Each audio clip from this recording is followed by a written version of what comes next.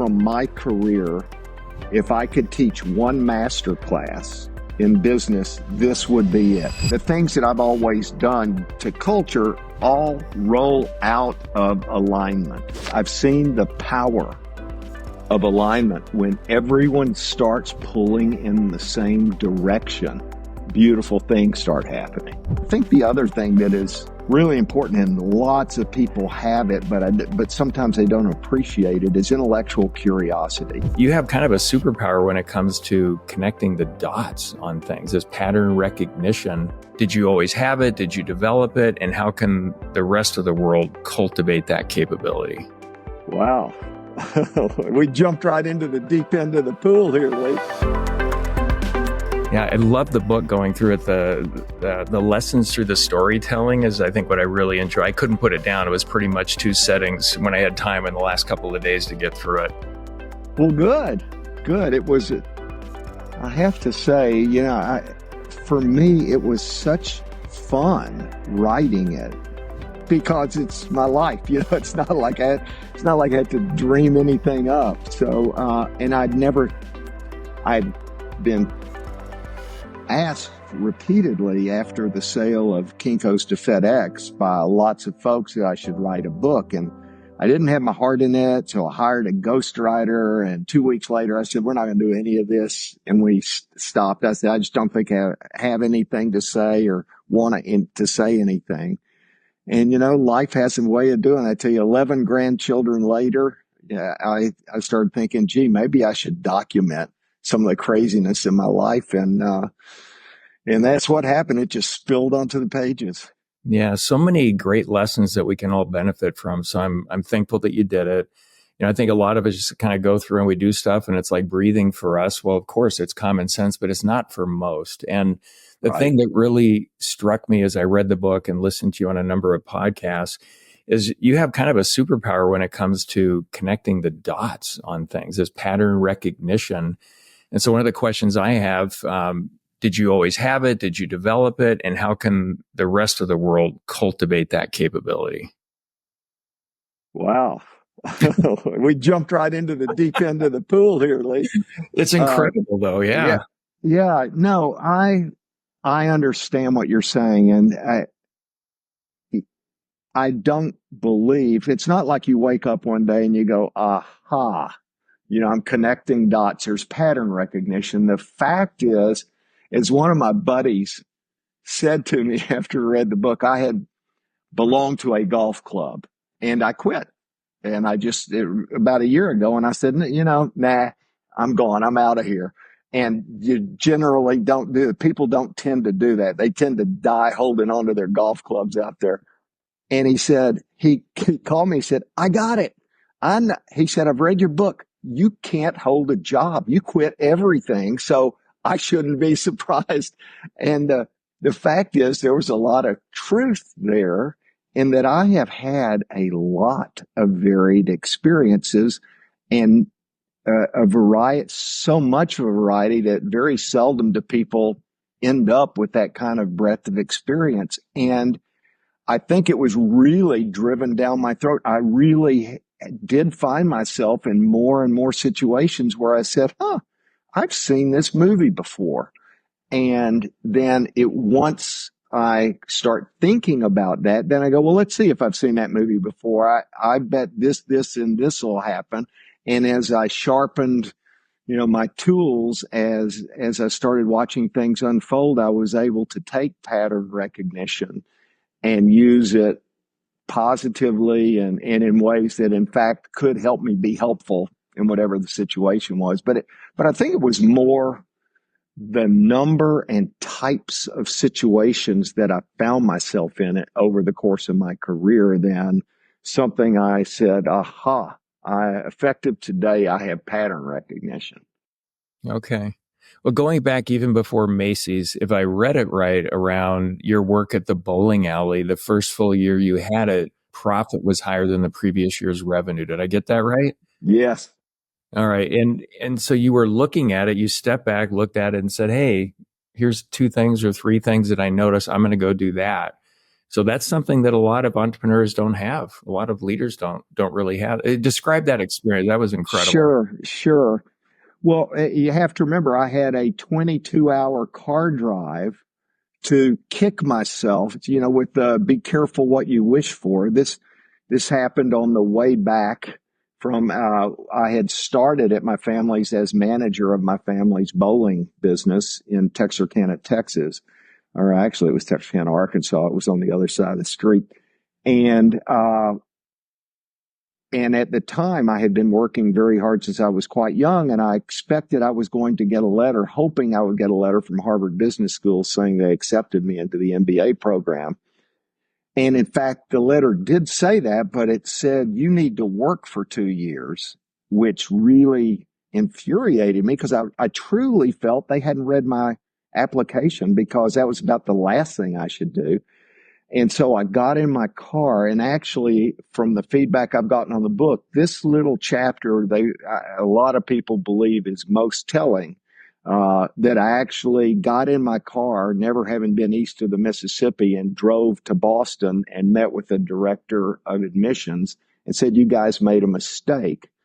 To which he laughed and said, what do you mean a mistake? And, I said, I should start now. But when they came back and said, well, we'll tell you what we'll do. If you think you're so good, why don't you go back and send us your income statement from the last 12 months? And 12 months from now, you'll send us an updated income statement for the 12 months when you were in charge. And if you made a good difference, we'll take you after 1 year. And it was very clear to me, reading the room, that was all I was going to get. And so all the way back from Boston, I had that time to think about, what am I going to, now look what I've gotten myself into. What I realized was that the businesses in Texarkana, bowling was a very big social activity, and the leagues tended to all have business names on each team so that businesses were sponsoring teams. So it occurred to me that there's regular bowlers and there's league bowlers. And league bowlers bowl every single week, 3 games as teams. And obviously, if you talk about recurring revenue, even at my young age, it was not hard to draw a line from a league, the profitability of a league versus individuals who come in on Saturday night. So I thought, well, obviously, we need more leagues and we need more teams. But I was too lazy to go get the small teams. I thought, well, we've got big companies in this town, and I don't see their names on anything. And so that led me to go visit with companies named International Paper, Cooper Tire and Rubber, all the big companies who use Texarkana for a lot of their manufacturing. And they all said, great. What it ended up, the corporates didn't know who to call or how to do it. They all were in favor of sponsoring leagues of their employees, but no one had ever asked them to come do it. No one had ever told them how to do it. No one had ever told them what it would cost. So I started going around, and what I did was I said to them, look, for the first 6 weeks, I will teach everyone to bowl. I happen to have been a very good bowler, and I'll teach everyone who wants to learn how to bowl on the house free. And then after 6 weeks, we'll break into teams, and we'll call it the Cooper Tire and Rubber League or International Paper, Red River Army Depot, or on and on and on. And it really worked because people got used to driving in their car to the bowling center at Wednesday night for an 8 o'clock league. And they did it 6 times, and it was free and it was fun and everybody had a good time. And then boom, they start paying, and they love it. And obviously we loved it. And hey, we had about half of one shift of bowlers, meaning in a 30-lane bowling center, we could fill about 15 lanes with league bowlers on any particular night, not the weekends, but Monday through Thursday. I said, well, gosh, we could not only fill one whole shift. If we start them at 6, have an early shift, we could add a late shift at 8:30 or 9, which is what we ended up doing. We ended up being double shifted every night of the week except Saturday night, which was when we got a lot of open bowlers. And boy, the food and beverage service explodes. People start buying bowling balls and bowling shoes. And all of a sudden, It's a thing of beauty, and you don't need a lot of people. You need one person handing out shoes and charging for rentals for shoes, whether you have one person bowling or leagues on all 30 lanes. You need one mechanic in the back, whether the lanes are all running or not. So high fixed cost, very low variable cost, and the profitability just dropped to the bottom line. I mean, the revenues to profit were unbelievable. So it worked. Yeah, the cost of the shoes and how many times you could rent them, Yeah. it was incredible. So two things I get out of this is you have this sort of strong way of saying, I don't know what it's going to take to do it. I've never done it before, but I will figure it out. So that's a mindset in a big way. And the other thing is, and I think this is true. I get to look at a lot of companies. They always have way more to leverage than they think they do. They're just sort of operating along. So what are a couple of stories there? One story that really stands out about a business sort of operating along, doing okay, but once they figured out the leverage and what they had that they didn't see, it took off. Yeah. Yeah. Frankly, so in the kind of cosmic picture of the book, the the first half, I wrote a book that that if I had published, a publisher would have stopped me from doing it, because the first half is a little bit memoir-y, and the back half is very much business oriented as I cycled into bigger and bigger business positions.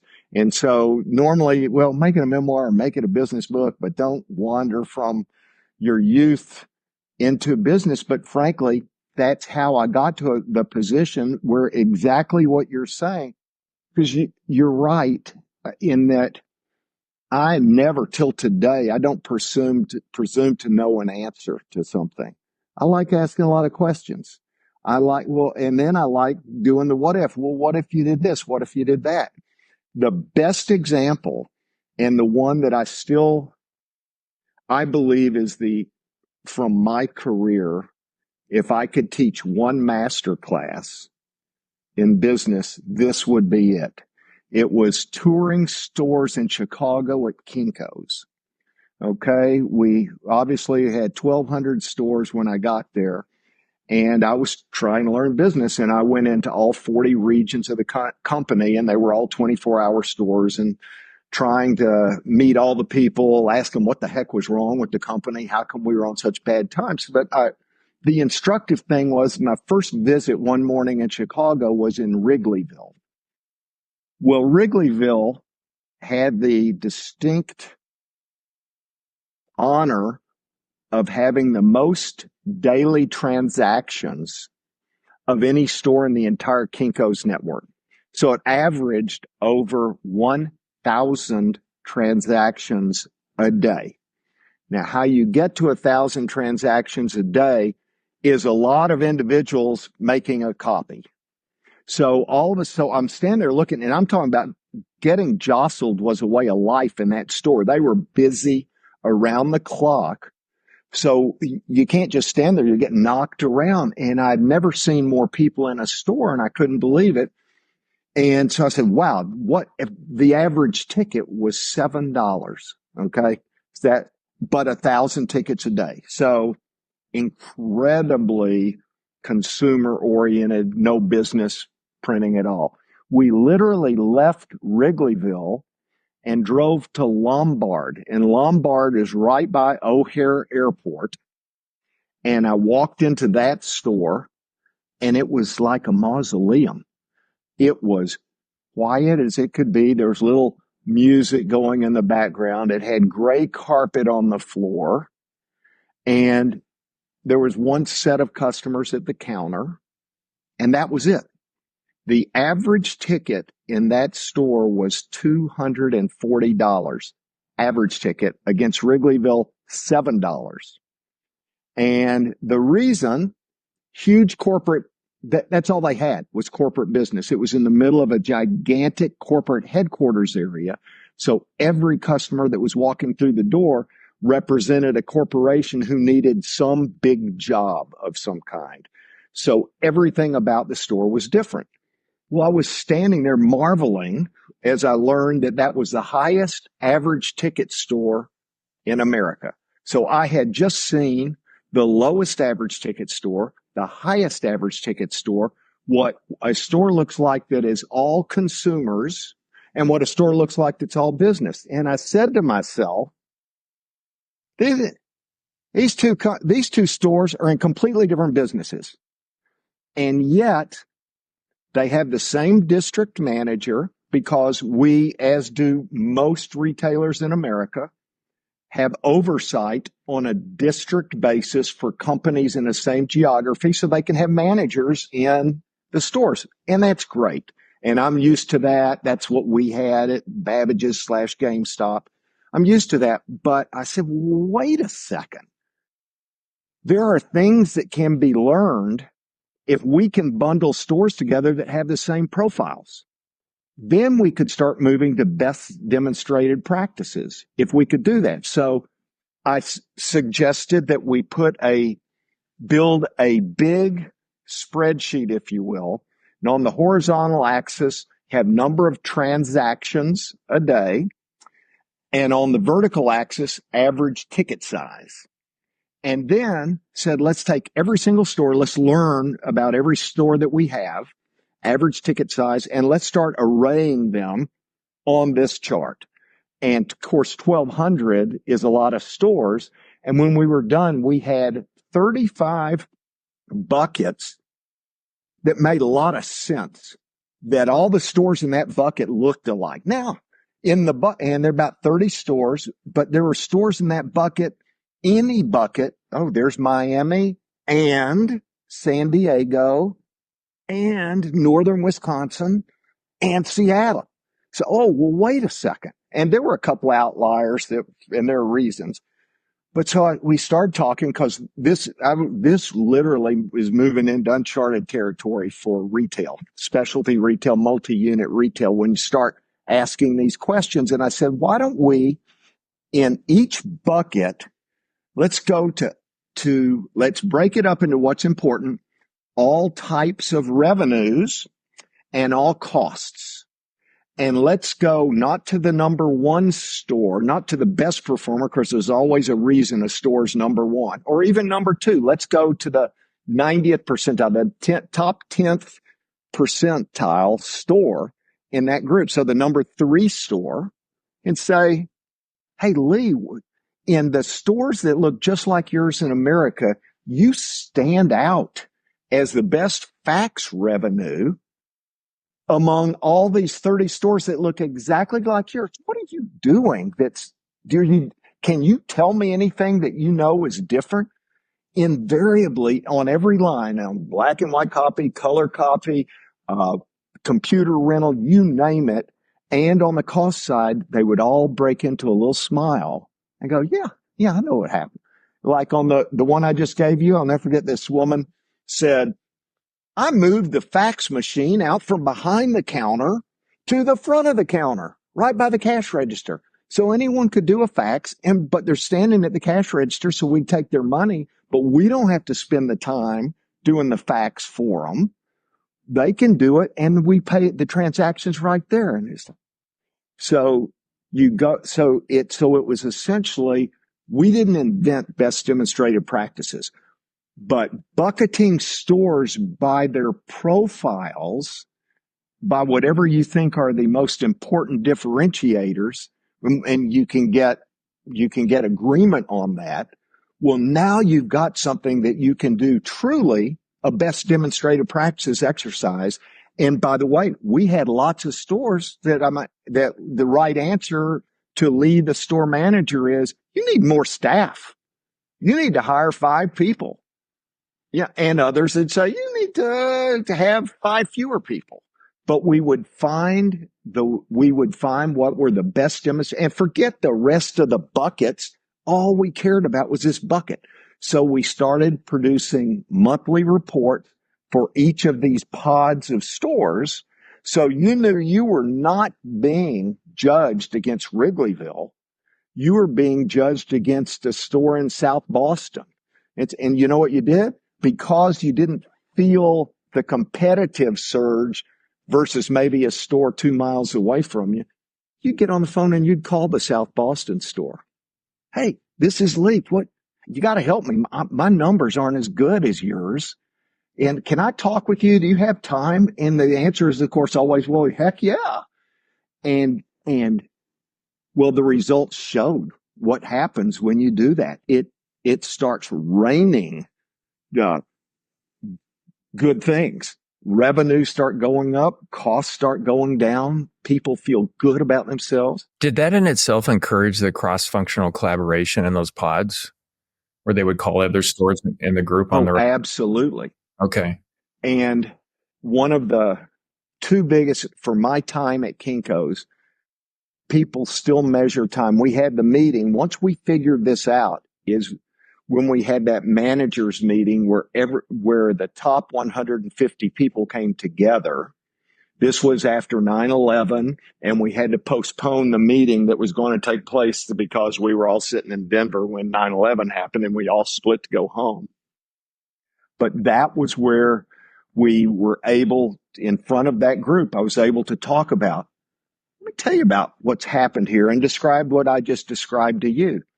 And I said, we're going to do things differently going forward. And by the way, we have to do something. And this is where if you remember, this is where how a lot of people measure time for their stay at Kinko's when I was around. That's where I had the infamous, if you think I'm smoking dope, and that's what I said. Hey, I know a lot of you think I'm smoking dope. I'm talking about things that, man, some of you have been here 20, 30 years. It's not how you do things at Kinko's, and you don't think it's going to work.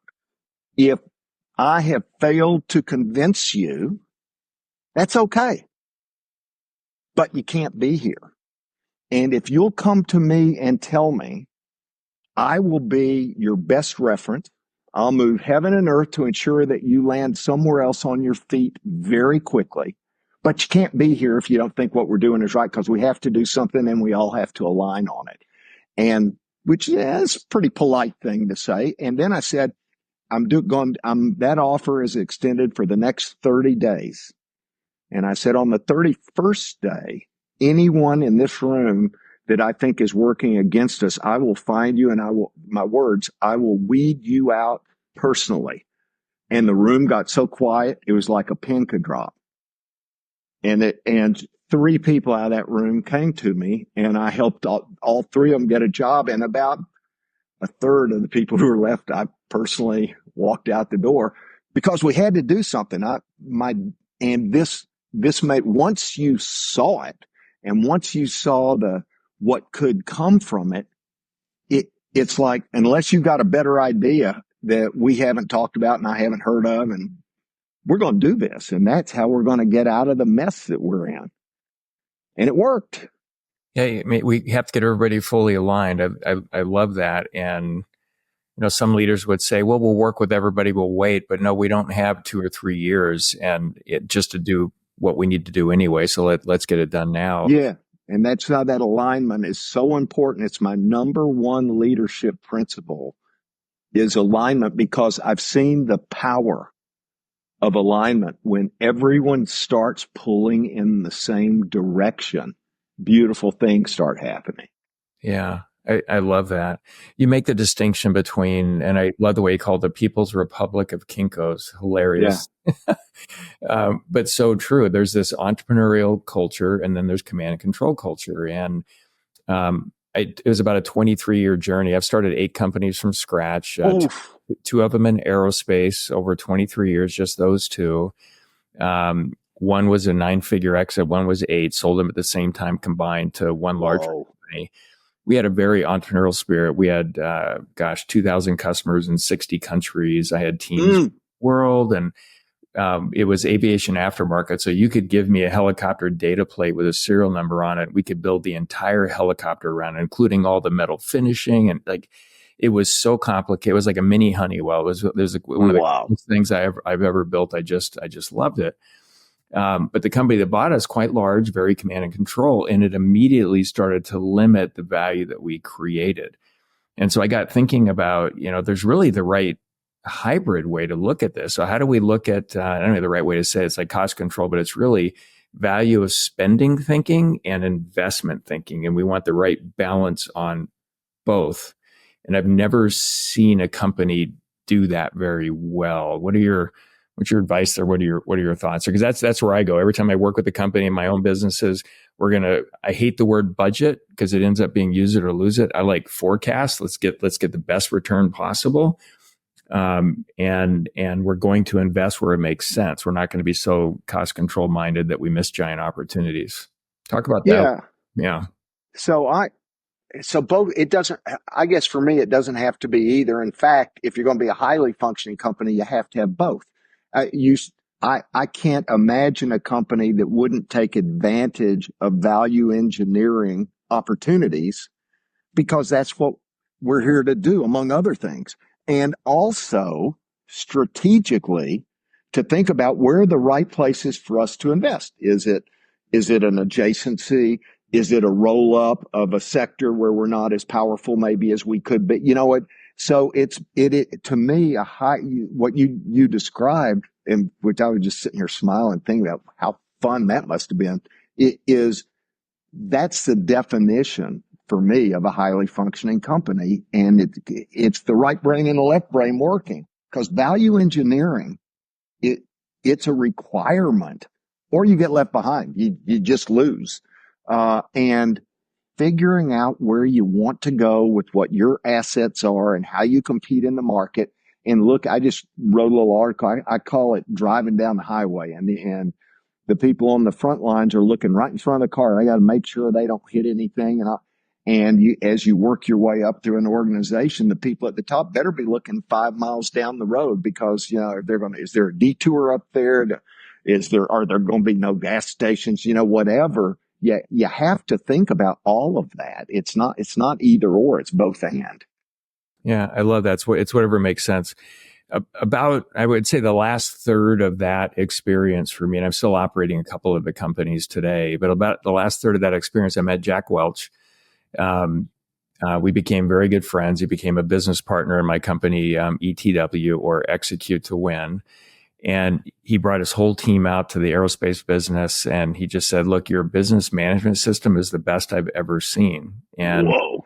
And it was all about alignment. Like, how do you connect the dots all the way to the front lines and get everybody acting like the CEO of their own role? And it's all about creating, the most value possible. That my biggest takeaway from him, there's so many, but my biggest takeaway from my experience with him is there's always a better way, and it's your job to find it, no matter. Yeah. And everybody's running at that. And then it got me thinking, because you mentioned your experience with Jack. He was an operating partner at CD&R, and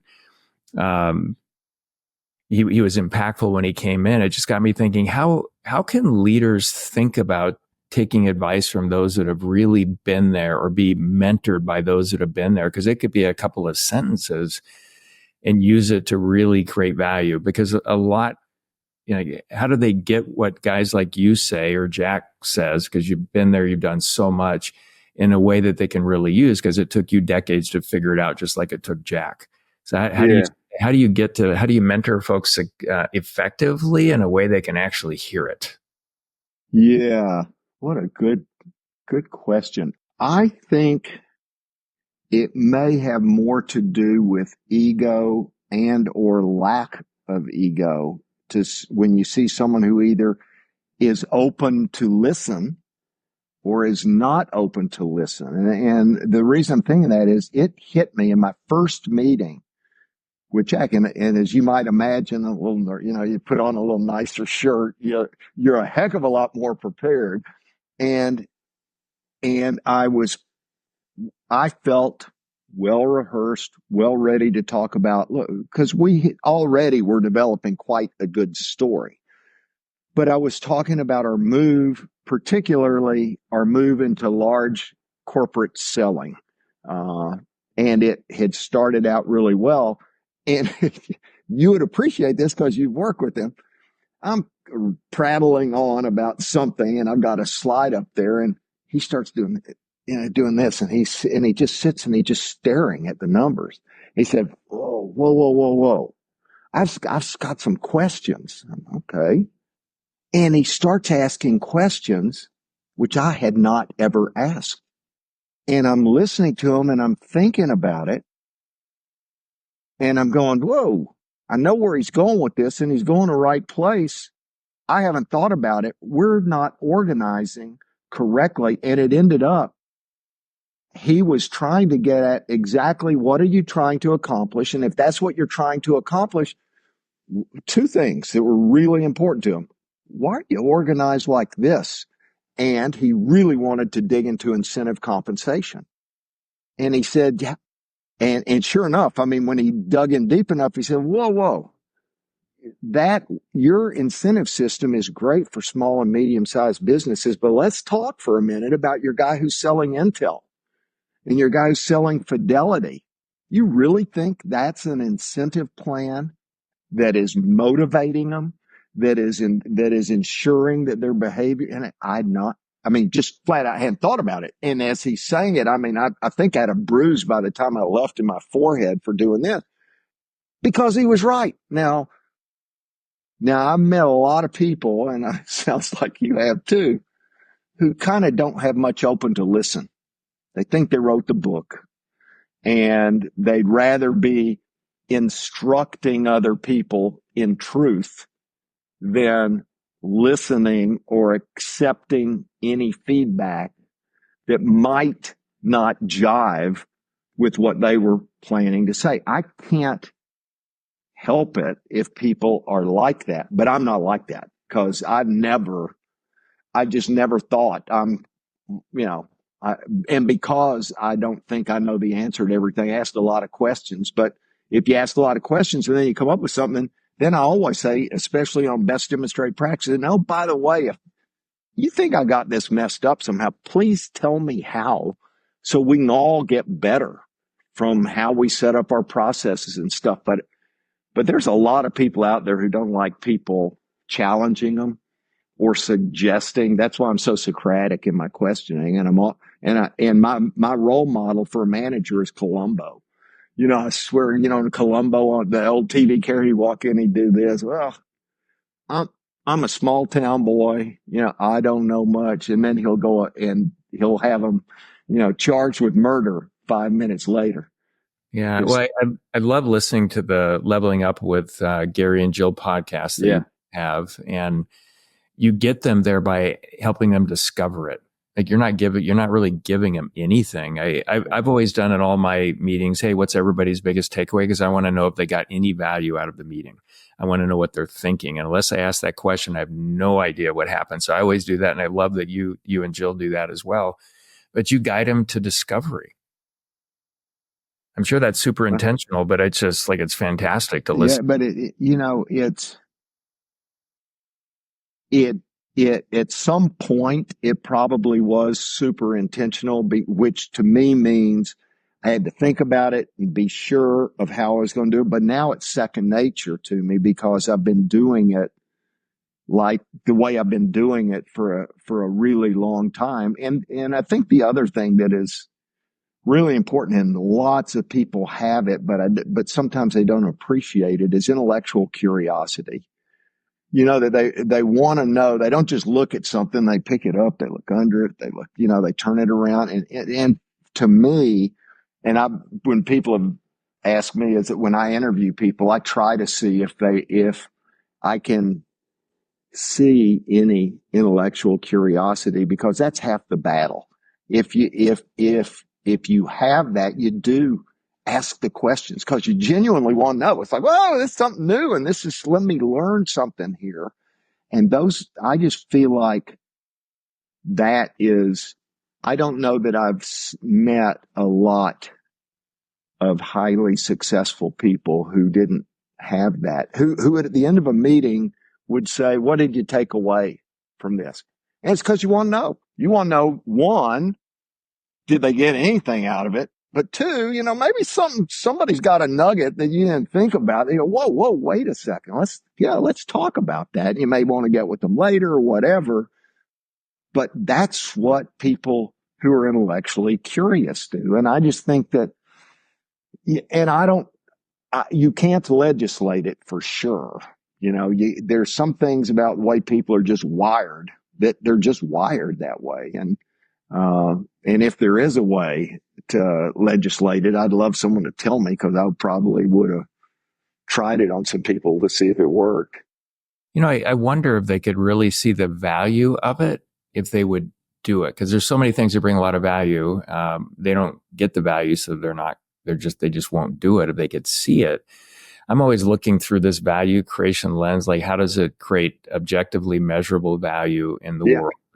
And in all of my companies, using the aerospace example, I thought about, okay, well, our most important number at the end, because we were getting ready to sell to a nice strategic buyer, was EBITDA, but cash flow was always my most important number. So much inventory and capital equipment. But then emotional energy was the X factor for leaders. And I think it's the scarcest commodity on the planet, positive emotional energy. And so a lot of my training went there. I spent most of my time with my 65 leaders. And then the third part, the spiritual value creation piece, in the context of a business, I always thought about it because at its core, it's about connectedness. So what are the things we're doing to build those relationship bonds between all the team members?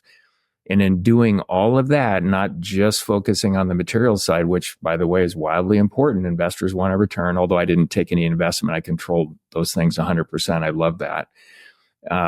And even those that had equity internally, if they ever left for any reason at all or no reason whatsoever, they would have to sell it back at a preset price. I loved controlling it because there's a lot of things that go on with outside money. But we got a 21.6x multiple for the combined business when nobody was getting more than 8 at that time, because of those things and leveraging the strategic buyer. And I found out they would have paid a lot more than that. I mean, I calculated what it was worth to them. And I remember writing it on the board, and they came in and there was theater, and how they walked out the room and said I was crazy. They didn't use those words, but that was kind of what it was. Well, but I always found doing those other two things, the emotional energy piece and the connectedness piece, supercharged the financial piece. So this kind of goes back to, if they could see it, more would do this stuff. How did you think about, because this gets to culture now, how did you think about the culture and its impact on the value of the business? Yeah, well, I think that you start, and I really do think it folds out of for my leadership principles. I'm going to answer that, but I got a question for you. Just sitting here listening to you, that's about Boeing. Okay. That I really think about a lot, and I don't know anything about aerospace. But the thing that I always wonder about, not just from a lot of boards that I've been on, sometimes things are so broken, it's hard to know how to fix them. And I'm keep wondering about Boeing because it just keeps coming. Do you think about what you might, if you were charged with fixing that, would you even accept the assignment? And if you would, do you think that there are a couple of steps there? Because it's like once it gets out, once you lose control of processes or that kind of stuff, I don't know how you put Humpty Dumpty back together, and that you'll have a heck of a lot better informed opinion than me. I'd love to hear you talk about that for a minute. I think you have a lot of the answers too, as I've been studying you this last week.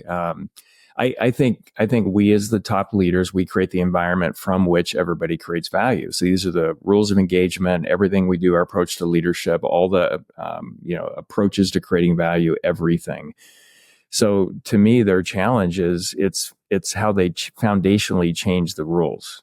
As I look at it, so they used to be this strong engineering culture, safety, all of it, and it went to, well, look how much money we're making, and then that shifted, on the shareholder side. So you and I would probably do the same thing. We would change the culture. Like, for example, in my aerospace business, we literally had hundreds of millions of flight hours on our parts. So we're making things from scratch. We're repairing things. Not a single in-service failure ever that caused an aircraft to come out of the sky. Nobody can say that but what was the culture? Every single repair we did, our competition, other repair stations would do minor repairs wherever they could because it was less expensive than processing things as a major repair. And our approach was, and it was one of my partners, Rick Watts, he just said, we're going to treat everything like a major repair.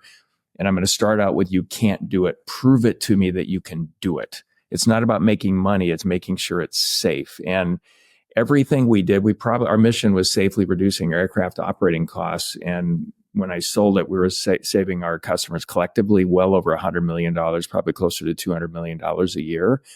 We had better reliability, better safety than the OEM's products because we took that approach, and that was ingrained in the culture. So if I went to a company like Boeing or any other company that had these kinds of issues, what are the rules of engagement? What's the culture, the systems, processes we're going to put in place to really enforce that? But it's the safety, the engineering. It's not the profit culture where I think it's shifted to. And again, I haven't done a deep dive and study. Yeah, of course not. Of course not. But a lot on it. How does that land with but you? yeah.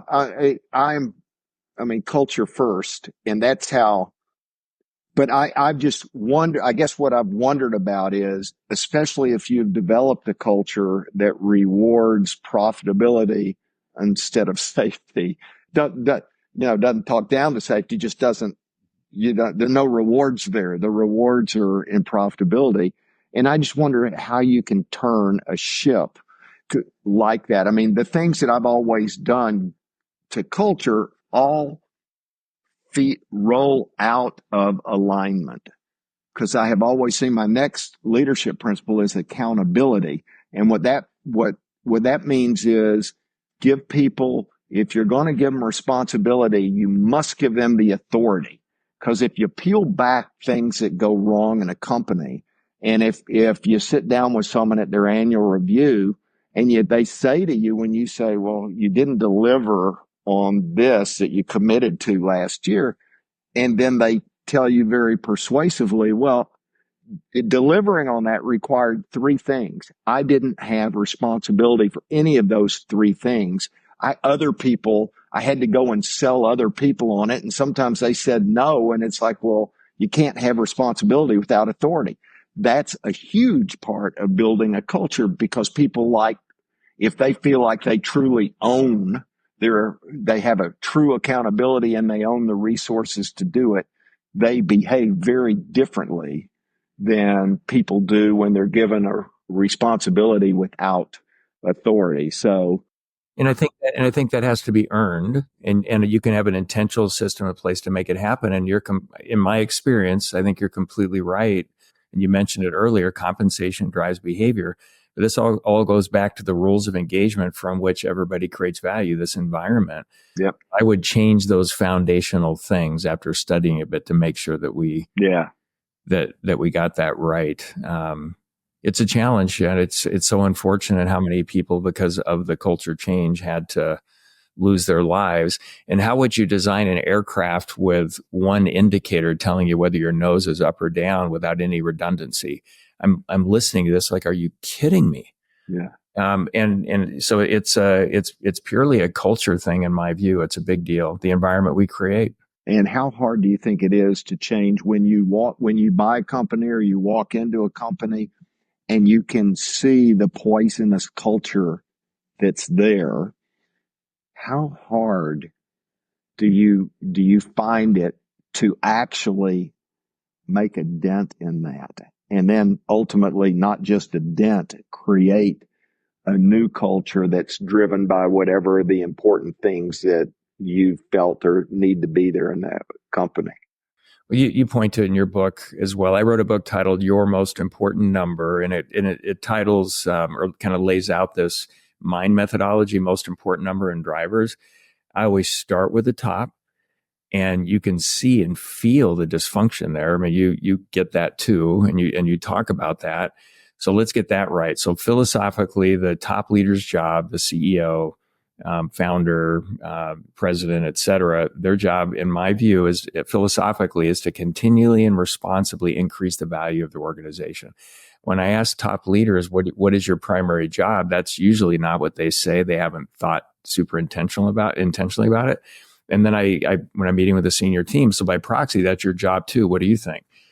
Okay, that's it. So great, we have it. Now your function is supply chain. You've got finance, you've got marketing, sales, et cetera.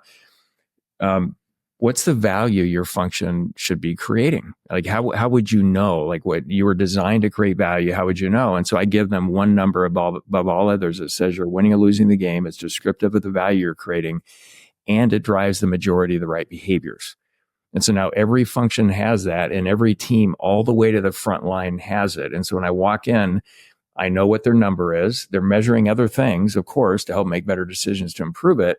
I know what the number is. I see where they started, where they're going, whether they're on track or not, or overdriving at any point in time. And then my next question is, what's the best work that you and your team are doing to improve that number or the value your team was designed to create? And then structurally, it's got to be in balance. If we get it at the top, you can go really fast. I've been able to do this successfully, and I thought they moved kind of slow in a company around 1,000 employees in less than a year, all the way to the front line. And it's elegant. I mean, this is what Jack Welch looked at. He told me, he said, you have to explain this to me because it's hard to believe. When I had over 400,000 employees in all the different businesses, if I was still running GE and I was made aware of this, I would make everybody do it. So, okay, you're manager of the century. Why are you telling me this? And there were a lot of things he had, that 20-70-10, you probably remember that, bottom 10 have to go. He said, with this, if it needed to be 1% or 20%, it would be what it needed to be. I wouldn't have to force it. And he said for everything you heard about GE, the best they could do is fully follow, position, develop the top 500 to 600 leaders. Once you got past that, it was a check the box exercise. And he said with this, he could personally have followed, developed, and positioned the top 2,000 leaders. And with that explanation, the results would have been exponentially better, which is what he said.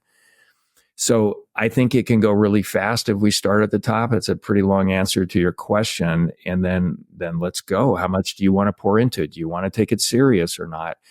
And if we have this value creation lens and everything is through that, because the bigger the company gets, the politics are crazy. It's like building empires within business. Right. Sometimes, yeah.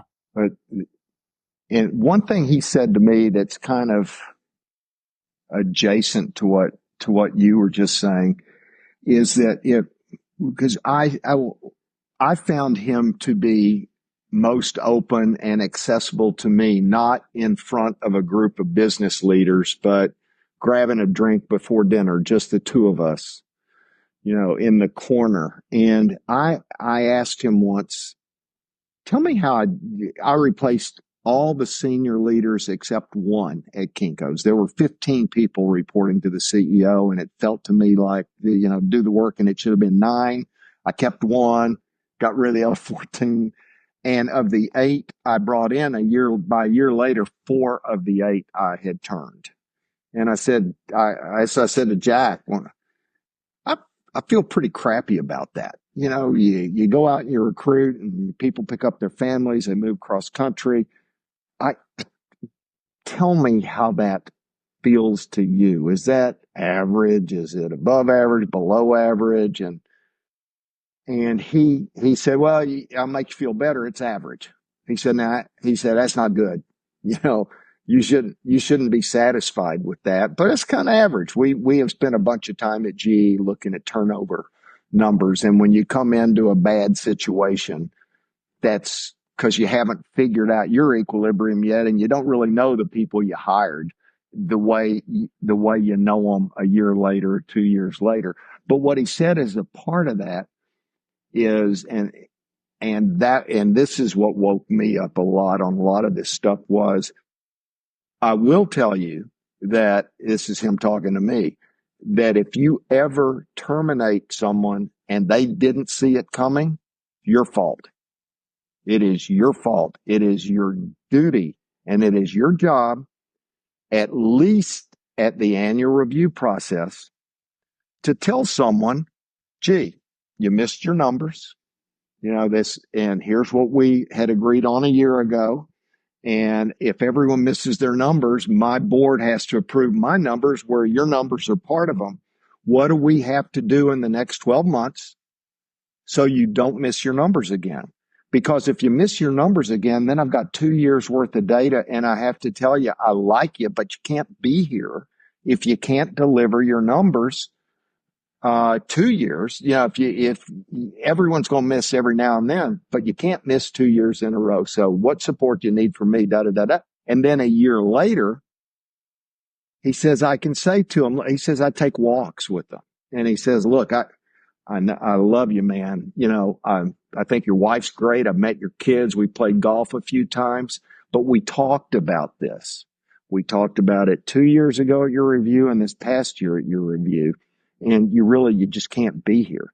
And he said, if you haven't been having open and honest communications, then you're missing a big part of the culture building in a company, because you have to be able to have open, honest communications. People cannot be scared to be sitting at a desk in a conference, or to be sitting at a conference room table and having a strong opinion about something and not raising their hand.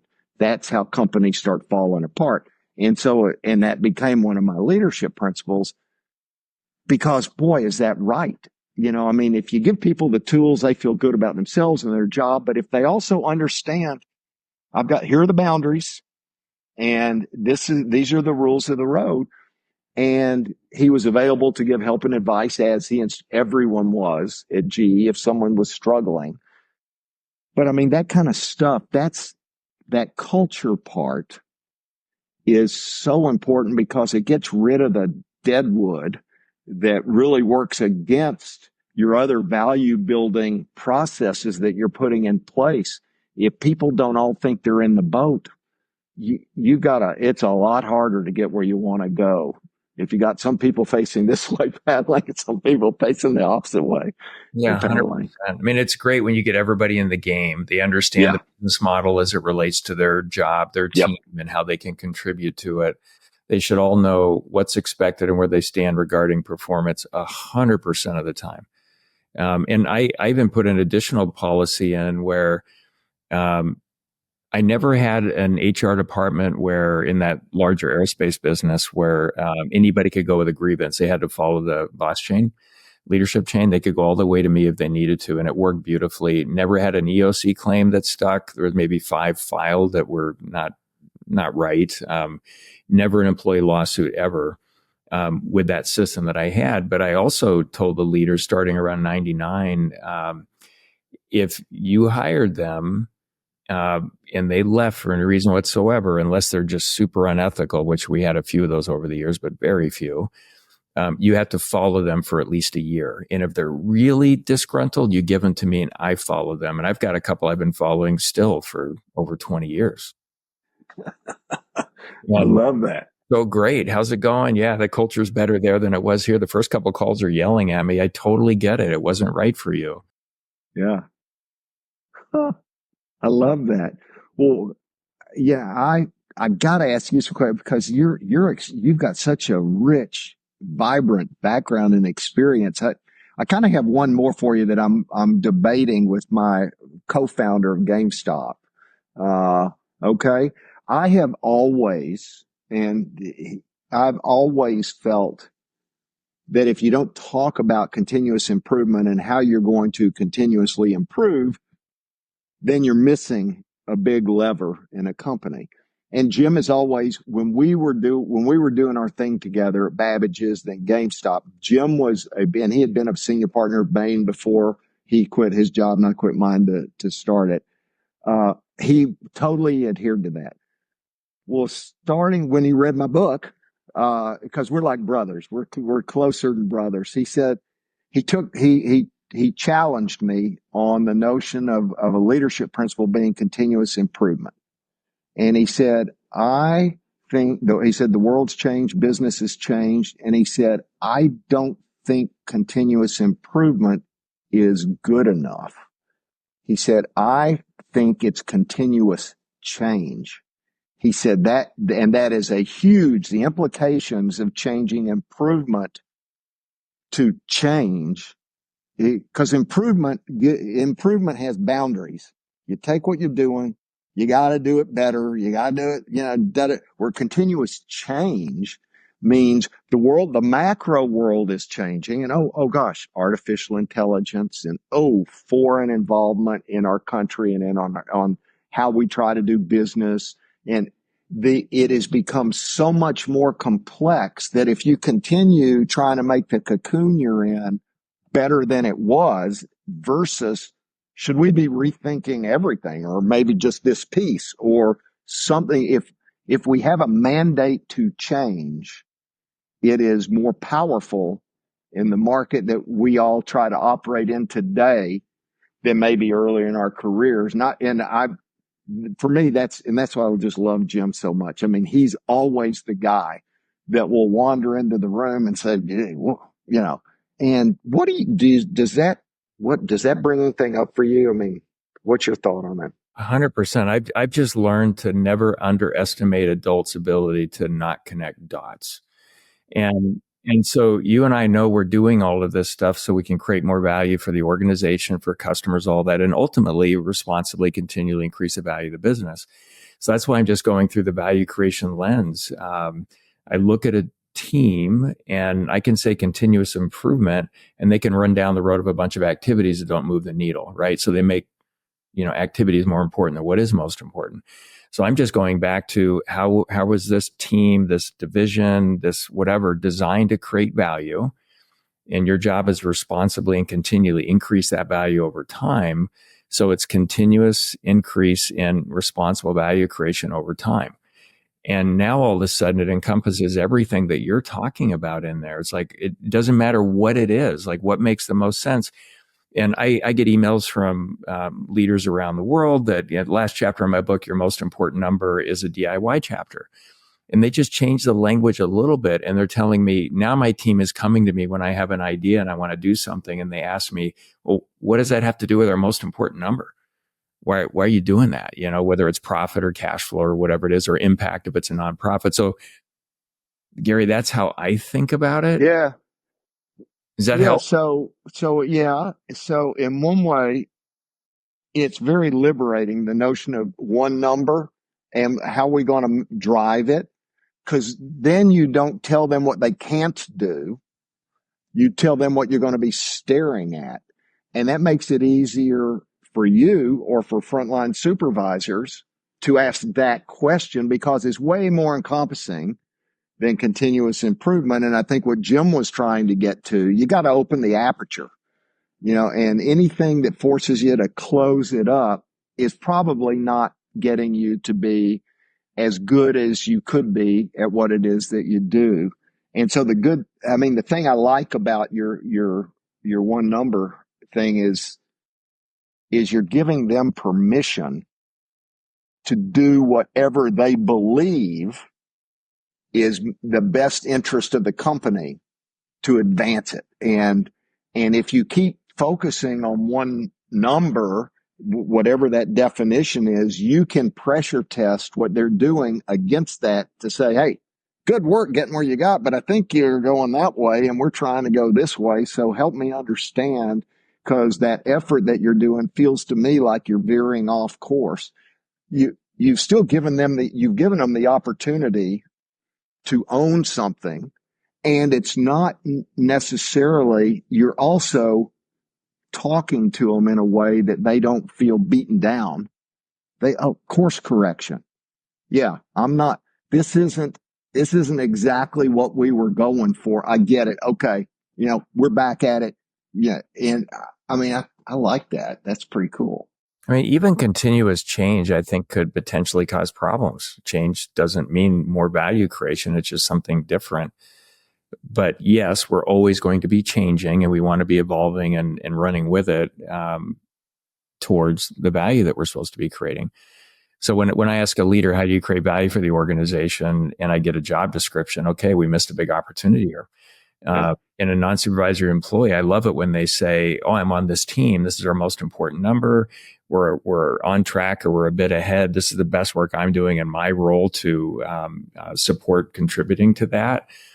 That's a pretty darn good answer. Yeah. Yeah. And you've got results that prove it. And that's the other piece that I think we got these chairs turned around here. I should be interviewing you, man. This is very inspiring. It truly is. This is very cool for me. I just want you to know that. Well, this has been amazing for me. And if you could see behind me, I've got a big board here with about 30 more things I want to talk to you about. I hope maybe in the next year you'd be willing to come back for another session to get at some of this stuff. Oh, sure. Because we're kind of coming up at the end here. Yeah.